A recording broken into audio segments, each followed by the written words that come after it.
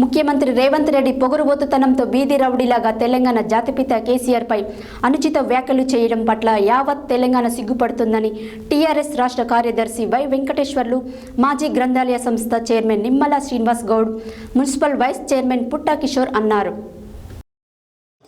మాజీ ముఖ్యమంత్రి కేసీఆర్పై రేవంత్ రెడ్డి అనుచిత వ్యాఖ్యలను తీవ్రంగా ఖండిస్తూ సోమవారం సూర్యాపేట జిల్లా కేంద్రంలోని తెలంగాణ తల్లి విగ్రహం వద్ద ముఖ్యమంత్రి రేవంత్ రెడ్డి దిష్టిబొమ్మను దగ్ధం చేశారు. ఈ సందర్భంగా టీఆర్ఎస్ రాష్ట్ర కార్యదర్శి వై వెంకటేశ్వర్లు, మాజీ గ్రంథాలయ సంస్థ chairman Nimmala Srinivas Goud, municipal vice chairman Putta కిషోర్లు మాట్లాడుతూ కేసీఆర్ లేకుంటే తెలంగాణ లేదని, నువ్వు ముఖ్యమంత్రిగా ఉండేది కాదని అన్నారు.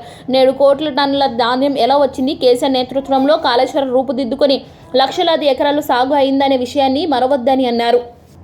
రైతు బంధు ఇవ్వకపోగా రుణమాఫీ ఊసే లేదన్నారు. ఉచిత బస్సు అమలు పేరుతో ఆర్టీసీ పైన భారం వేశామన్నారు. ప్రభుత్వం నడపడం చేత కాకుంటే ప్రజలకు క్షమాపణ చెప్పి తప్పుకోవాలని హితవు పలికారు. ప్రజలు మీ నాటకాలు గమనిస్తున్నారని, కేసీఆర్ లేకుంటే మా పొలాలన్నీ బీడుమూములు అయ్యేవని రైతులు వాపోతున్నారని తెలిపారు.